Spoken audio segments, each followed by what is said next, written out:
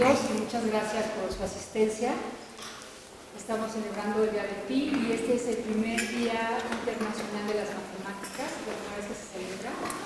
Y tenemos aquí a Pedro Miramontes, profesor de tiempo completo de la Facultad de Ciencias, miembro del grupo de matemáticas de la misma.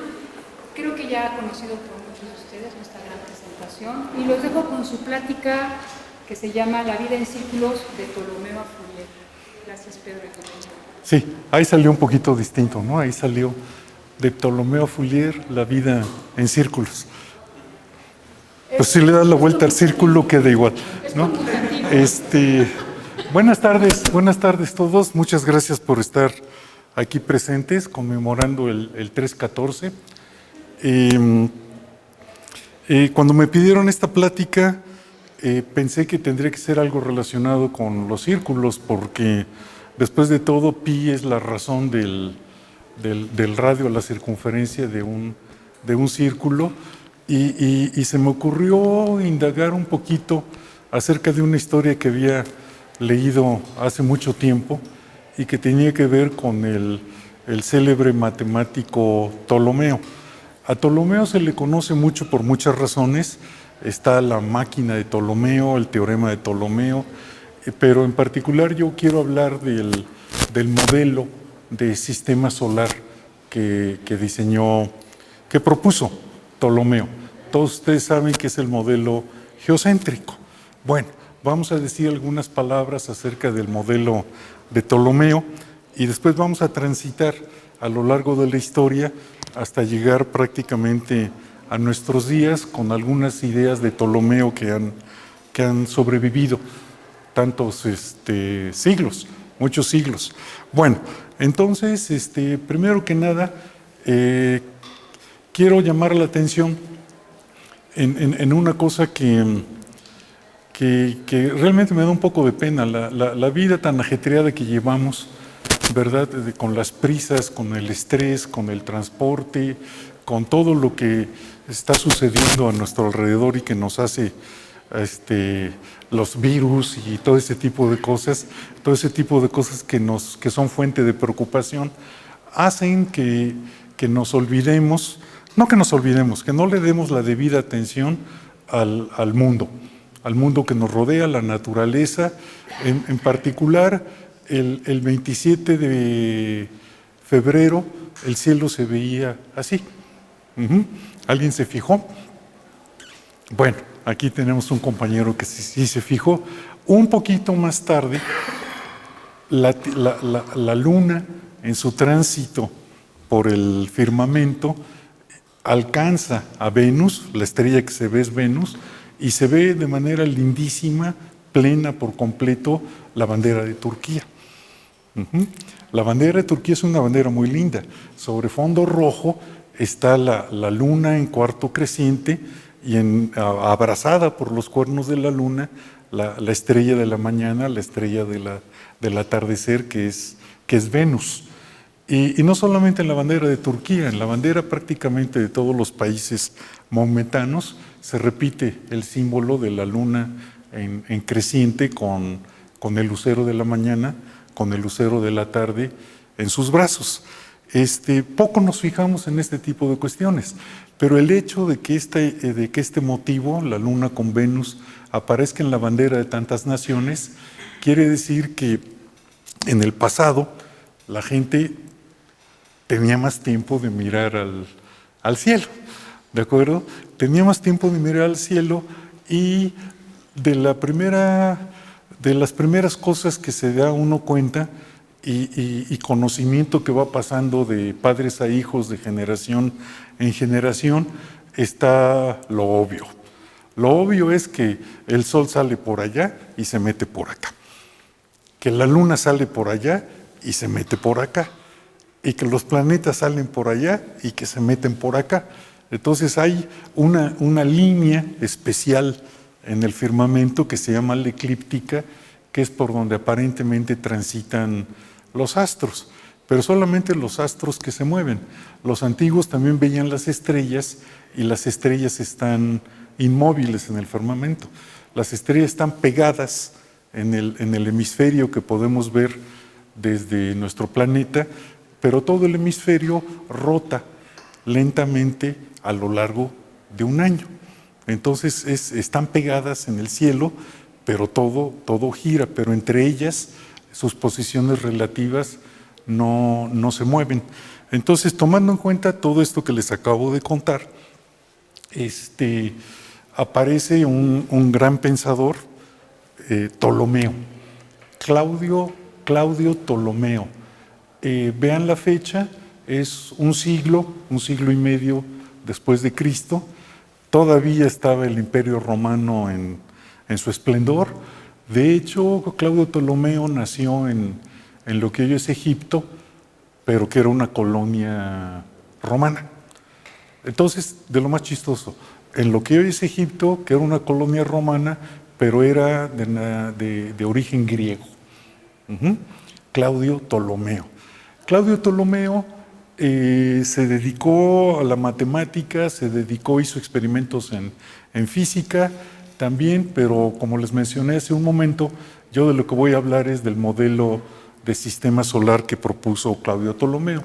Aquí tiene su modelito, ¿verdad? Esta es una pintura ya del Renacimiento. De todos ustedes saben que los pintores del Renacimiento no tenían ni idea, ni tenían ni documentación, ni restos arqueológicos para saber cómo se vestían los antiguos. Entonces siempre los vestían a la manera de su época. Está Claudio Ptolomeo vestido como si hubiera sido un personaje del Renacimiento, con la ropa renacentista. Este es el libro que escribió, uno de los libros, escribió varios libros. Él escribía en griego, por lo que les acabo de contar, pero a nosotros llegó su obra en latín como una traducción del árabe, de una traducción del griego. Los árabes, como saben ustedes, fueron el puente que unió el renacentismo europeo con el clasicismo grecolatino. Entonces, este libro se llama Almagesto, que como ya adivinaron, es un título netamente árabe. El Almagesto de Ptolomeo contiene todas sus observaciones astronómicas, y en sus observaciones astronómicas, fíjense, no lo voy a explicar ahorita, pero fíjense en los monitos estos, porque íbamos a estar hablando de círculos.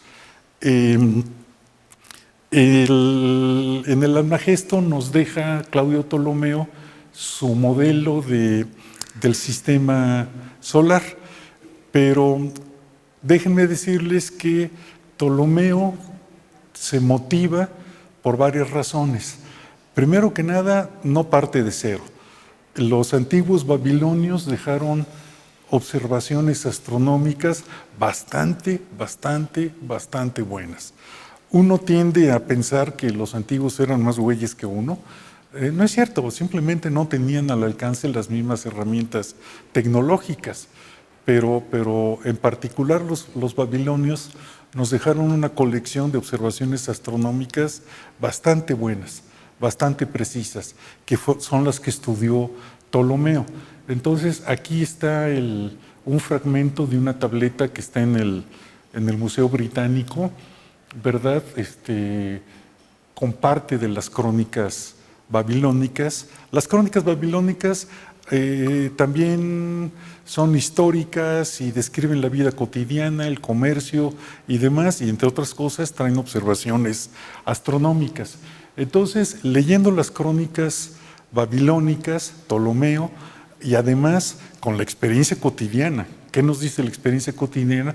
Que el sol sale por allá y se mete por acá, que la luna sale por allá y se mete por acá, y que los planetas salen por allá y se meten por acá, que son ellos los que se mueven y no nosotros. Más aparte, con la tradición platónico, aristotélico, Ptolomeo propuso su modelo, y su modelo es el modelo geocéntrico. Al menos eso nos enseñaron en la escuela.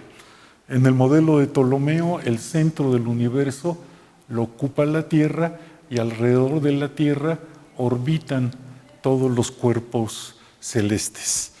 En una representación, copia del libro, este sería el sistema de Ptolomeo. La Tierra en medio, alrededor de la Tierra gira la Luna, alrededor los planetas interiores, Mercurio, Venus, después el Sol y después los planetas exteriores, Marte, Júpiter y Saturno. Y para la época de Ptolomeo solamente se conocía hasta Saturno, porque son los planetas visibles a simple vista. ¿Estamos? Bueno, entonces, pues ahí está el modelo de Ptolomeo. Sin embargo, Ptolomeo se encontró con un problema. No les dije la verdad completa cuando les mencioné que los planetas salen por allá y se meten por acá. En realidad las trayectorias de los planetas son un poquito más complicadas. Salen por allá, después como que se quieren regresar y después vuelven a irse y se van para allá. Es decir, este es, por ejemplo, el tránsito, una foto tomada cada día del planeta Marte. Entonces viene como debería de ser, después hace un lazo, como que se quiere regresar, y ya después prosigue su camino.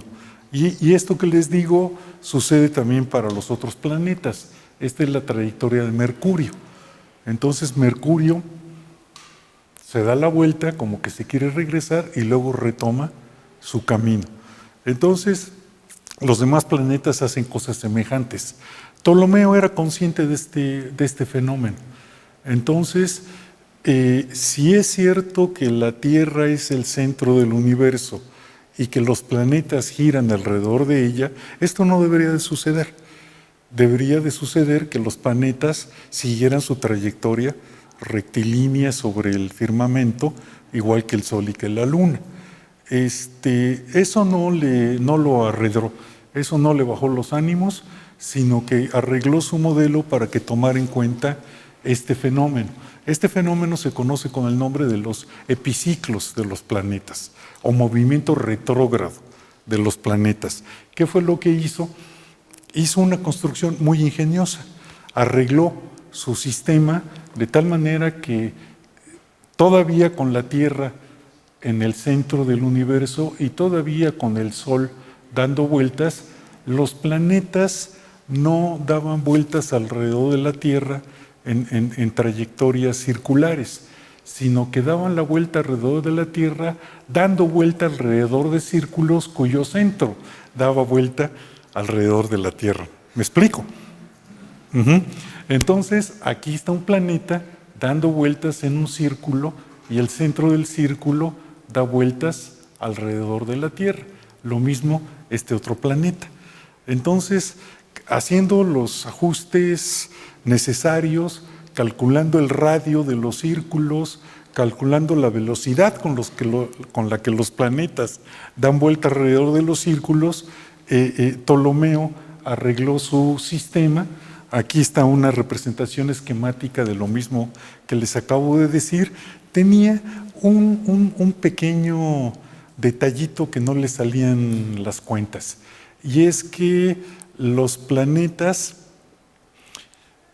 no llevan velocidad constante. Entonces, para ajustar eso, hizo lo que hoy llamaríamos un cuchareo bien bueno, ¿verdad? Las órbitas circulares, ¿verdad?, no tenían centro exactamente en la Tierra. Su centro estaba tantitito alejado del centro de la Tierra. Después, dentro de un rato, cuando camine la historia, vamos a ver que esto tiene mucho sentido. Entonces, forzó su modelo Ptolomeo para que describiera perfectamente bien lo observable en el firmamento, y ya le quedó su modelo a la perfección.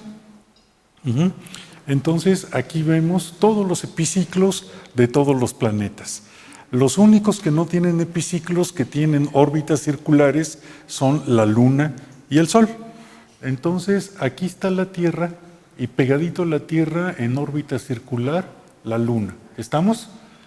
Después viene Mercurio con sus epiciclos, Venus con los suyos, el Sol en una órbita circular, Marte, ¿verdad? Y acá vienen los planetas exteriores, Júpiter y Saturno. Entonces, este es el modelo de Ptolomeo, y ese modelo se quedó muchísimo tiempo, porque después viene Ptolomeo, se muere Ptolomeo, cae el Imperio Romano y empieza la larga noche de la Edad Media. 1000 añotes en los que se construyeron catedrales lindísimas, pero 1000 añotes en los que la gente esencialmente nacía, crecía, se moría, sembraba, rezaba mucho y no hubo un gran avance en las ciencias ni en la filosofía. Al menos en Europa. Déjenme decirles que cuando hable de la ciencia y de todo aquello, estoy hablando desde luego desde mi perspectiva eurocentrista. ¿Sale? Para que no me echen bronca. Sí, no, pues mientras los chinos le daban duro a la pensada y los indios y los mesoamericanos también. Bueno, ¿vamos bien? Órale. Pasa todo ese tiempo y ya al despuntar el Renacimiento viene Copérnico. Ya conocen ustedes la historia de Copérnico, ¿verdad? Copérnico plantea un modelo heliocéntrico, el modelo con el Sol como centro del universo y todos los planetas girando alrededor. ¿Está bien? Es el modelo que más o menos ha sobrevivido hasta nuestra época. No tenemos ahora el modelo copernicano. De lo rescatable del modelo copernicano es que el Sol es el centro del universo, pero sin embargo le fallaban los detalles a Copérnico. No podía tampoco reproducir la velocidad variable de los astros girando alrededor de la Tierra. Entonces, por eso fue que el modelo copernicano no fue aceptado inmediatamente. Por esa y por otra razón muy fuerte. ¿Por qué? Porque contradice la experiencia cotidiana de que es el Sol que se mueve, porque contradice el legado platónico aristotélico que había adoptado de manera radical la Iglesia Católica. Entonces, si Ptolomeo decía que la Tierra no era el centro del universo, no solamente era echarse en contra de la experiencia cotidiana, sino que era echarse en contra a la Iglesia Católica. Se vio muy abusado el Copérnico porque guardó su libro y cuando ya estaba en el lecho de muerte lo mandó a imprimir. Entonces, el libro salió cuando él ya murió y se salvó de que lo juzgara la Iglesia. ¿Cuánto tiempo antes habían quemado a Giordano? 1600, sí, fue después. Fue después, o sea que todavía quemaban a la gente en este momento, ¿no? Entonces dijo, yo me zafo y yo me muero primero. Y sí, se murió primero. Queda el libro de Copérnico acerca de las órbitas de los cuerpos celestes y tan no fue inmediatamente aceptado ni siquiera por lo que entre comillas se podía llamar la comunidad científica de aquella época, y es que casi al mismo tiempo, bueno, de hecho, un poco posteriormente, este es el modelo de Copérnico. Antes, se me olvidó decirles, Copérnico resuelve el problema de los epiciclos, no lo tiene que resolver. Sale de manera muy elegante y muy natural de su esquema. ¿Sí? ¿Por qué? Porque si tengo los planetas orbitando alrededor del Sol a diferentes velocidades, como aparece en este diagrama, aquí tenemos a la Tierra girando más rápido que Marte. ¿Cómo vemos a Marte aquí? Lo vemos en la posición aparente A. Camina la Tierra, camina Marte, estando aquí lo vemos en la B, estando aquí pues ya caminó más rápido, la Tierra lo vemos acá y cuando viene por acá ya lo vemos aquí, ya dio la vuelta. ¿Se lo pueden imaginar? Sí, entonces el epiciclo es una consecuencia directa únicamente del movimiento de los observadores con respecto al cuerpo observado. Entonces no tiene que hacer ningún otro tipo de artificio. Los epiciclos salen de manera natural de su modelo. Pero sin embargo, les decía a ustedes que no fue completamente aceptado Y la prueba de ello es que un poquito después, ¿verdad? Tycho Brahe propone un modelo alterno. Este se llama el modelo heliogeocéntrico. Y en el modelo heliogeocéntrico, ¿verdad? La Tierra sigue siendo el centro del universo, el Sol orbita alrededor de la Tierra, pero los planetas orbitan alrededor del Sol. Tycho era un astrónomo observacional de primera calidad.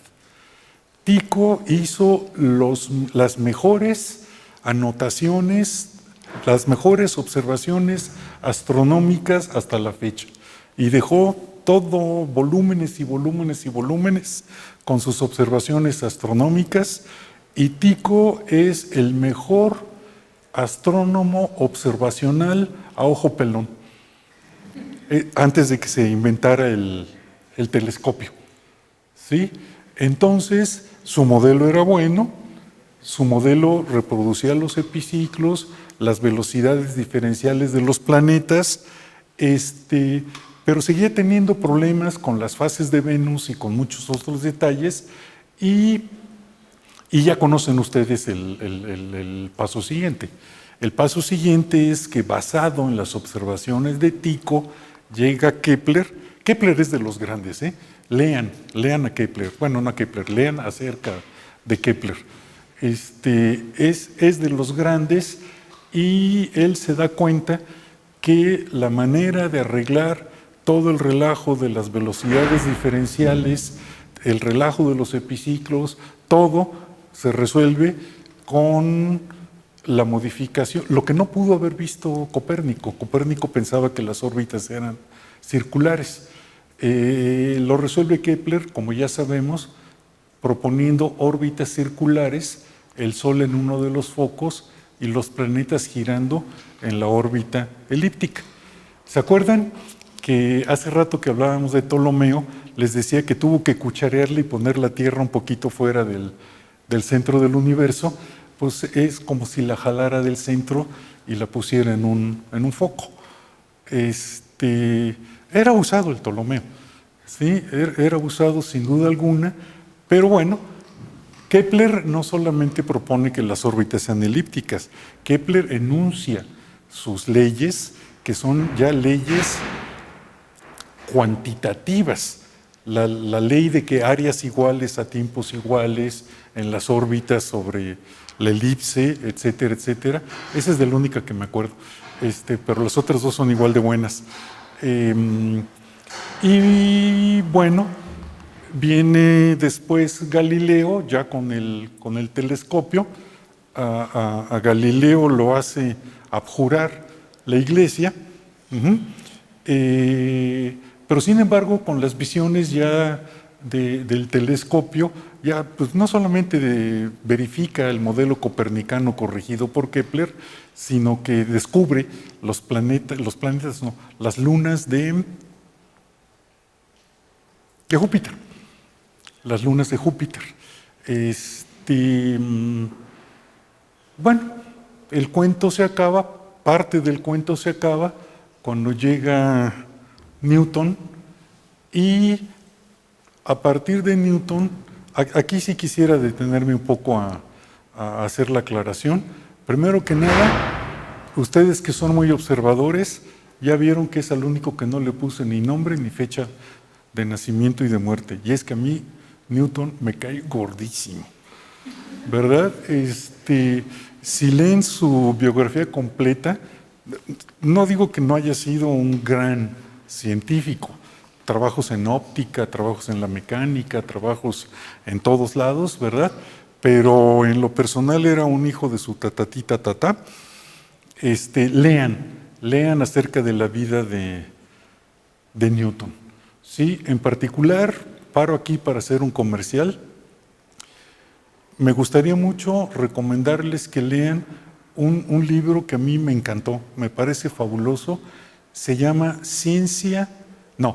Física y Ficción. Y lo escribió un colega nuestro, un físico que trabaja en el CIMBESTAF de Monterrey, que es un excelente físico, y con este libro nos demuestra que se le da muy bien la literatura. Búsquenlo por favor en el internet, Física y Ficción de Carlos Ruiz.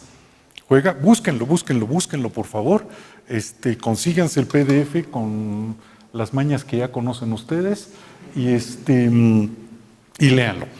léanlo, aunque sea el capítulo de Newton, nomás para que estén de acuerdo conmigo que era que les dije, un hijo de ya saben quién. Bueno, pero ¿qué viene a decir Newton? Dice, ¿saben qué? Se acabó el relajo. De todos los modelos propuestos para el sistema solar, ¿verdad? El único que es compatible con la ley de la gravitación universal es el modelo de Copérnico con la corrección de Kepler. Y se acabó. Es decir, las únicas órbitas estables con un cuerpo central que es un atractor gravitacional son las órbitas elípticas. Bueno, ¿qué reflexión podemos sacar de aquí? El modelo de Ptolomeo es un muy buen modelo en el sentido de que describe perfectamente bien las órbitas. El modelo de Newton, el modelo de Copérnico con la corrección de Kepler, también la diferencia es que el modelo de Copérnico es compatible con las causas que generan el movimiento de los objetos celestes. Gran diferencia. Las causas que generan el movimiento de los cuerpos celestes. Y aquí viene una moraleja para todos ustedes. La moraleja es la siguiente: el mejor modelo estadístico de unos datos no es el modelo que mejor ajusta los datos, es el modelo que ajusta los datos más o menos bien, pero que describe las causas que generan esos datos. Y les digo que reflexionen en eso porque en las clases de estadística nunca nos los van a decir. Al contrario, nos van a decir todo lo opuesto. En las clases de estadística van a decir, este es el mejor modelo porque los residuales son 0. Es decir, porque ajusta perfectamente bien a los datos. El mejor modelo ajusta bien los datos, pero es compatible con las causas que generan esos datos. Y esa es una diferencia muy grande y no nos la enseñan aquí en la facultad. Bueno, ya. ¿En qué íbamos? En el Newton, ¿verdad? Sí, que ya. Se acabó la discusión, modelo heliocéntrico con el ajuste de Kepler, y ese es el sistema en el que vivimos. Pero pues ahí está el Ptolomeo, que lo vamos a aventar a la basura así nada más porque su modelo no fifó. No, fíjense ustedes que el modelo de Ptolomeo, traducido a la terminología matemática moderna, es muy atractivo. Déjenme dedicarle unos minutos a eso. Esta es la parte matemática que vamos a ver, no va a haber nada muchísimo más complicado que esto, ¿verdad? Si tengo el círculo unitario, aquí tengo hipotenusa igual a 1, todos sabemos que las coordenadas de un punto son coseno de t, seno de t. Aquí lo dice en forma vectorial. La curva paramétrica que describe el círculo es aquella cuya abscisa es el coseno de t, y cuya ordenada es el seno de t. Y si el círculo es unitario y si el punto se mueve a velocidad constante, una vuelta por unidad de tiempo, entonces el tiempo parametriza el ángulo. Hablar del tiempo y hablar del ángulo es hablar de lo mismo. Y aquí tenemos al punto dando vueltas y vueltas y vueltas alrededor del círculo.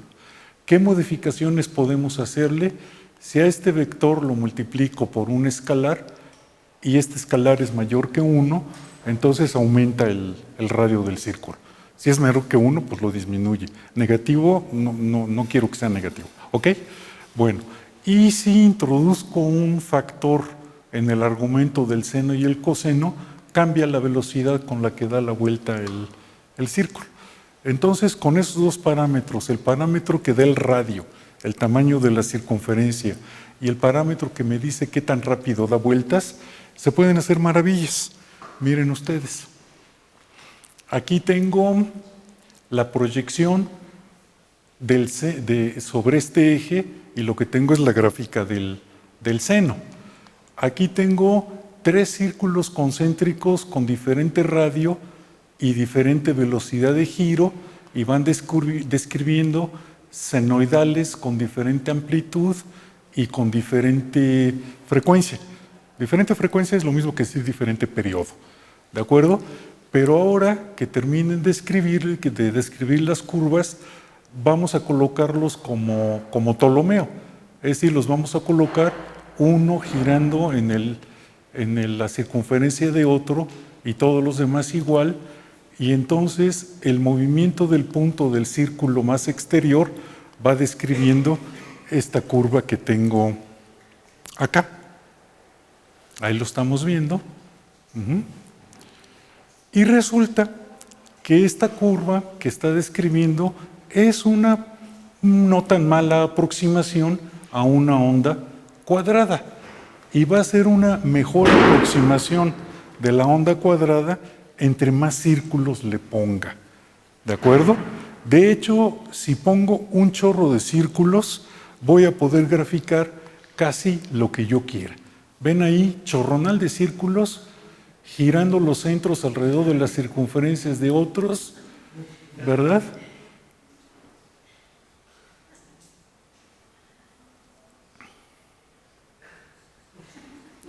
La cuestión es elegir los radios de los círculos y la velocidad de giro de los mismos. Ven aquí el círculo más exterior va muy lento, los de acá ya van más rápido, ¿verdad? Pero el resultado es muy padre. El resultado es que eligiendo adecuadamente la cantidad de círculos, sus radios y sus velocidades de giro, yo puedo dibujar lo que me venga en gana. Entonces, Ptolomeo tenía razón, ¿verdad? Ptolomeo puso los círculos con las otras circunferencias y dibujaba maravillosamente bien, describía fabulosamente bien los movimientos de los astros.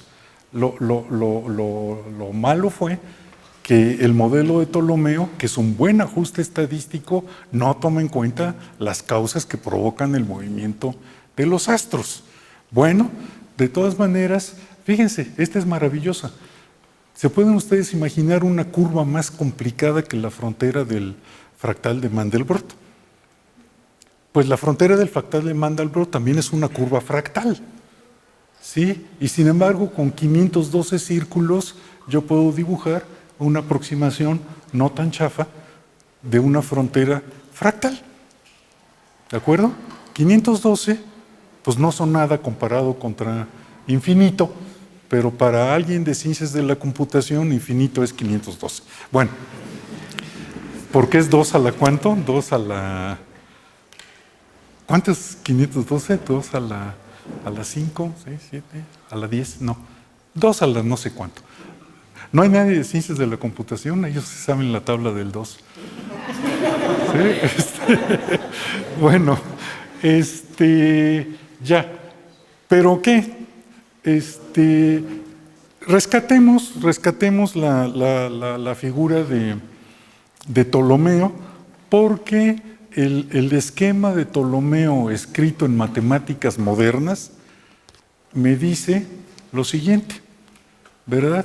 Dice que él va a definir una función cuya gráfica describe lo que ustedes quieran, ¿verdad?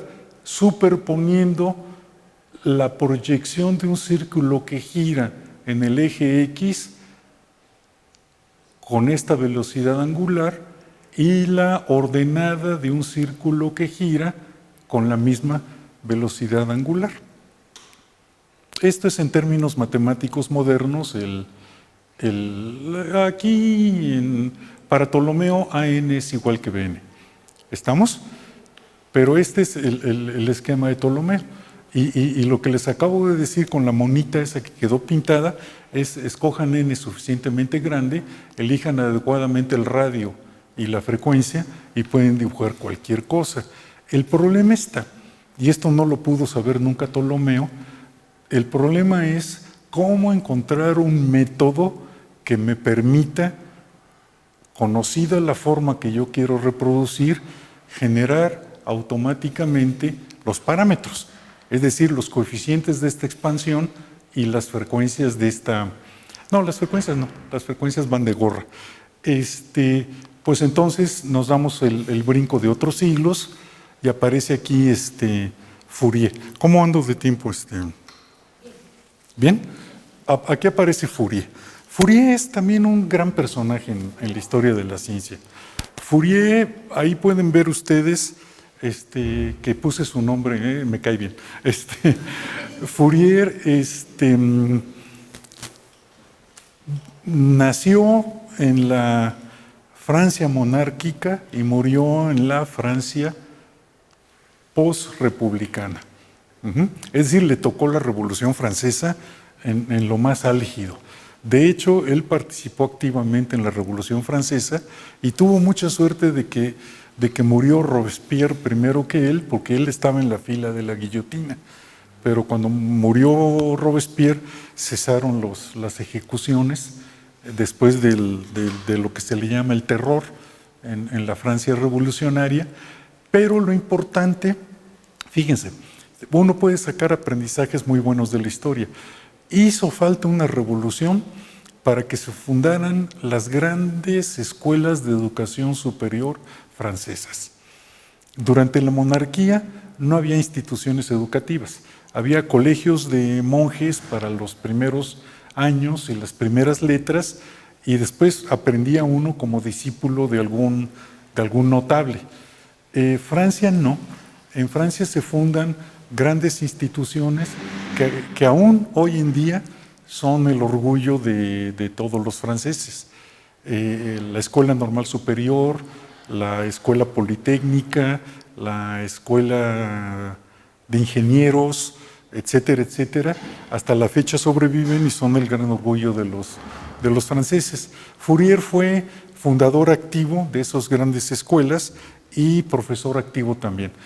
Fourier tiene trabajos en termodinámica, en calor, en matemáticas, en muchísimos lados, pero lo que quiero ahorita de Fourier es que él resuelve el problema de cómo encontrar los coeficientes de esta expansión para ajustar una función arbitraria, ¿verdad?, con círculos que dan vueltas.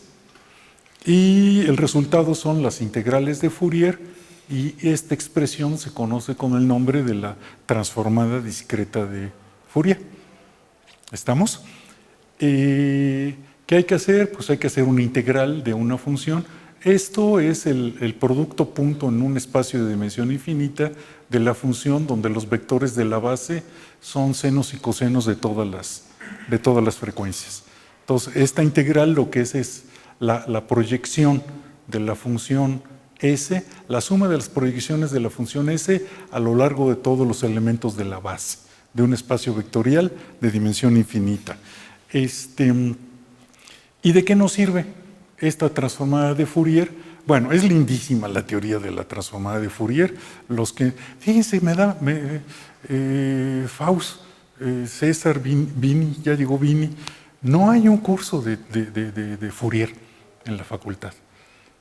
Hay un curso que aparece como optativo, pero que hace muchos años que no se da, muchísimos años que no se da. Y bien valdría la pena porque es una de las teorías más lindas que hay en la matemática. Todo lo que tiene que ver con la transformada de Fourier y con las series de Fourier. ¿Por qué? Los físicos sí le sacan un montón de provecho a esto. Porque miren que si lo que quiero es aproximar una función mediante una combinación lineal de senos y cosenos, una vez que encuentre estos coeficientes, estos términos se van a llamar los armónicos de la aproximación. Y los físicos se plantean un problema como el que les voy a platicar. Aquí tengo yo la gráfica de un fenómeno. La gráfica de este fenómeno se le quedan viendo e inmediatamente llegamos a la conclusión de que no es una función periódica. ¿Por qué? Porque una función periódica tiene un patrón esencial que después de un periodo se repite tal cual, se repite tal cual y se repite tal cual. Pero ¿cómo podemos? Pero hay un teorema que me dice que toda función periódica es una suma de funciones periódicas. Y al revés también, la suma de funciones periódicas es periódica. ¿Cómo saber si esta es una función periódica o no es una función periódica? Pues gracias a la transformada de Fourier. Vamos a encontrar los coeficientes de la expansión en serie de Fourier y vivimos en el siglo XXI. Eso lo hace una herramienta de software libre que todo el mundo tiene que tener instalado en su compu ya. Bueno, para mañana. El programita se llama Octave. Es software libre, lo pueden instalar sin pagar regalías, sin pagar licencias, sin pagar absolutamente nada. Y se me olvidó decirles que esta gráfica es la medición durante 288 años de la intensidad de las manchas solares. ¿Estamos? Es importante el dato. Es importante el dato. El Sol lo ve uno como una pelotota brillante, pero la superficie del Sol no tiene una temperatura constante. La superficie del Sol tiene zonas más frías que otras, y en particular las zonas frías las zonas frías tienen 3000 grados en lugar de 5000, ¿verdad? Pero se les llama las zonas frías y por comparación con las otras se ven oscuras. Se llaman las manchas solares. Caminan, cambian de posición y cambian de tamaño. Entonces, desde hace casi 300 años se miden la intensidad de las manchas solares y este es el dato que tenemos aquí. Entonces, este programita, fíjense qué maravilla, carga el vector que tiene los datos. Defino la constante X como la primera coordenada de los datos, es decir, la abscisa. Defino la variable Y como la segunda coordenada, es decir, la ordenada, le pongo plot, gráfica, y me da la gráfica anterior. ¿Estamos? Estamos. Después le digo, Z es igual a FFT de Y. FFT quiere decir transformada rápida de Fourier, Fast Fourier Transform. ¿Sí? Y entonces, obediente que es la computadora, la calcula de volada. Después digo que por una razón técnica que no quiero explicar ahorita, la transformada rápida de Fourier es un vector de números complejos. No me sirve un vector de números complejos, le saco la norma. Estos dos datos son técnicos, no le olviden, no los pelen. Saco la norma de la transformada de Fourier y la grafico.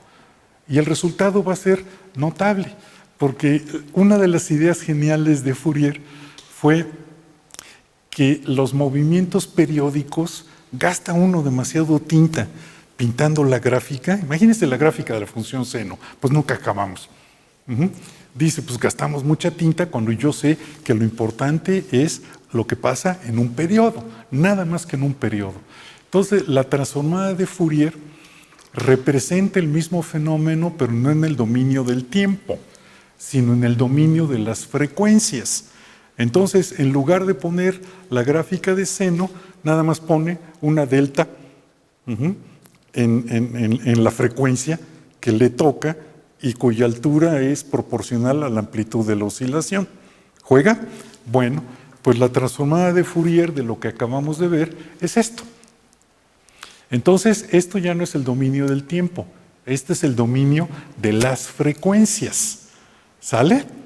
Bueno, y entonces quiere decir que el fenómeno que medimos durante 288 años, su transformada de Fourier tiene un pico aquí en el 27.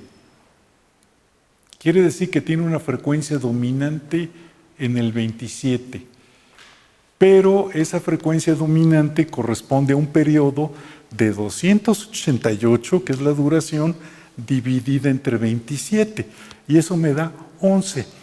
Y como la medición original está en años, pues el resultado está en años. ¿Qué quiere decir? Que ese movimiento que vieron de las manchas solares, de la intensidad, tiene una componente armónica bien fuerte con periodo 11 años. Y sí es cierto, pues todos lo sabemos. Todos lo sabemos que la intensidad de las manchas solares es un fenómeno cuasi periódico y que el máximo de la intensidad de la mancha solar se repite cada 11 años. Hasta hace unas décadas ese dato era importantísimo, porque los máximos de las manchas solares coinciden con perturbaciones del campo magnético del viento solar, que perturba el campo magnético de la Tierra y disloca por completo las comunicaciones. Las comunicaciones por ondas electromagnéticas, radio, televisión y todo lo demás. Entonces, cuando los radios todavía eran muy primitivos, se perdían las comunicaciones por completo. Entonces la gente tenía que saber cuándo iba a haber la siguiente máximo de las manchas solares, pues para tomar previsiones, porque no puede ser que un avión diga, ya voy a aterrizar, y ya nadie le responda nunca, ¿verdad? Ahora no, ahora ya las bandas que se utilizan tienen bandas de respaldo, las comunicaciones han progresado de manera maravillosa y todavía salen alertas de máximo de manchas solares. Hace 3 años hubo un máximo, pero ya no nos preocupan tanto como antes. Ya casi para terminar, déjenme contarles que lo mismo que hicimos con la computadora y con el programa Octave, que ya me prometieron que lo van a instalar hoy mismo, se hacía de manera mecánica. Se hacía de manera mecánica. Estos aparatos se llaman analizadores de Fourier. Pone uno la onda de la cual quiere uno encontrar las componentes periódicas y hace uno caminar una plumilla sobre la onda con la mano. Va uno pasando una puntilla sobre la gráfica de esa función, que es una función desconocida, y por atrás va saliendo un papel donde están pintadas las intensidades de las componentes armónicas. Es decir, la suma de senoidales de diferente amplitud y de diferente frecuencia, pero cuya suma me da esta de aquí. Déjenme decirles que la Facultad de Ciencias tenía 3 de estos aparatos, fantásticos, fantásticos. Uno de 7 canales, es decir, con 7 armónicos, pero en el año de 1977, que les habrán platicado sus abuelos, nos mudamos de la antigua Facultad de Ciencias a este edificio. En la mudanza se perdió. Alguien dice que están en la casa de algún funcionario, ¿verdad? Pero es gente mal pensada, ya saben ustedes, ¿no? Se perdieron, y se perdieron otros instrumentos, integradores, mecánicos, cosas muy bonitas. Una lástima. Ya voy a acabar. Este es el registro de mareas del puerto que ustedes quieran. La línea tenue es el registro diario.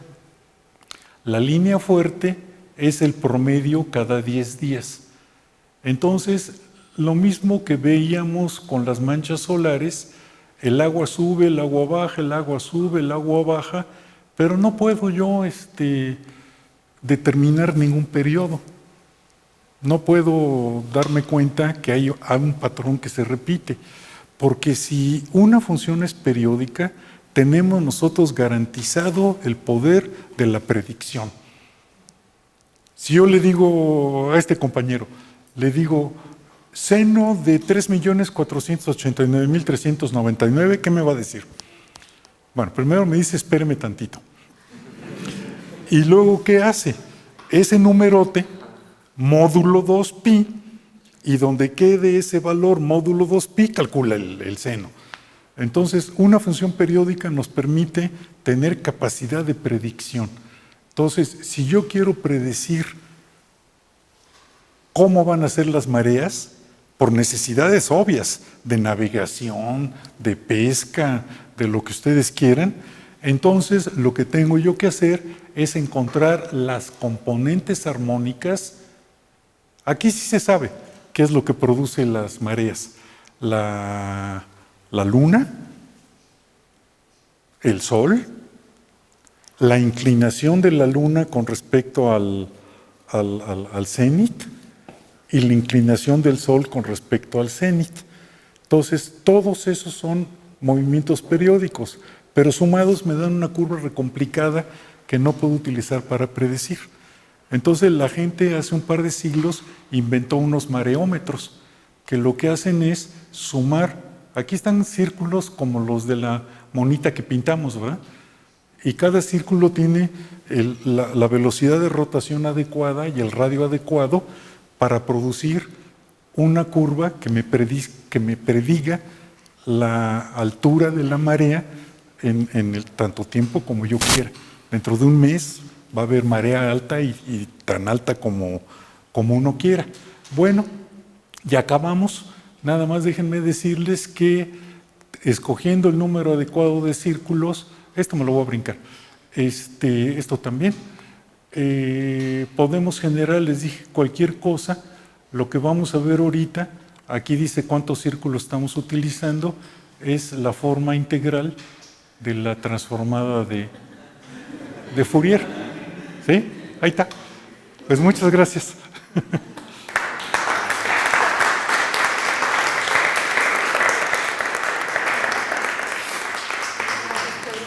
No sé si tengan alguna pregunta, comentario.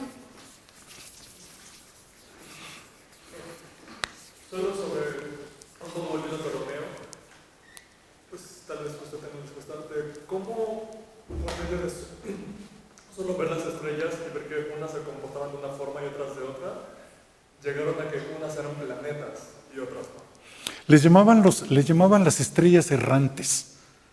Le llamaban las estrellas errantes y eso lo puede uno comprobar noche tras noche. Es decir, si cualquiera de ustedes por curiosidad, que deberíamos de tener curiosidad, porque estamos en una facultad de ciencias, porque queremos ser científicos y el primer requisito para ser científico es ser curioso. Entonces, si se fijan ustedes, ¿verdad? Noche tras noche van a ver las estrellas más tenues, sobre todo aquí con todo el smog, ¿verdad? Están fijas. Están fijas. De hecho, están fijas que los antiguos se imaginaron figuras fantásticas y les llamaron las constelaciones. Están las constelaciones zodiacales. Ahí se imaginaron que aquí había un chivo que estaba, otro símbolo del zodiaco, una libra, un cangrejo, el cangrejo es cáncer, etcétera, etcétera. Pero los planetas, su movimiento es perceptible día tras día, día tras día. En este momento, muy temprano en la mañana, se puede ver Júpiter y Marte, pero se tiene uno que levantar bien temprano. Se tiene uno que levantar bien temprano porque se pueden ver justamente antes de que las estrellas desaparezcan por la luz del sol. Es decir, poquito antes del amanecer, se ven clarititos Marte y Júpiter. Y en la tarde, Venus por el otro lado. Y si tú tienes la disciplina o el hábito, o llegas a tu casa más o menos casi siempre a la misma hora, fíjate en el cielo. Y vas a ver los planetas visibles a simple vista, que son desde Mercurio hasta Saturno. Ubícalos. Y al día siguiente que pasa a la misma hora, ubícalos. Y van a ir caminando. Y sí, dan la vuelta completa. Dan la vuelta completa en un año. Es decir, durante una buena parte del año no se ven, porque están del otro lado del planeta Tierra, y los chinos sí lo están viendo. ¿Sí? Les llamaron las estrellas errantes. El resto de las estrellas aparentemente están fijas. Todo el cascarón esférico sí se mueve, pero el movimiento no es perceptible de un día para otro, aunque cambia y da la vuelta también en un año. ¿Sí? ¿Alguien más? ¿Un comentario? Pues muchas gracias, No. Pedro.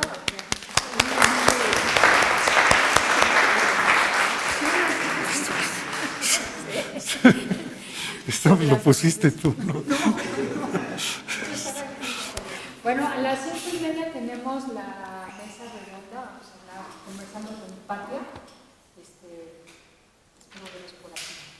Gracias.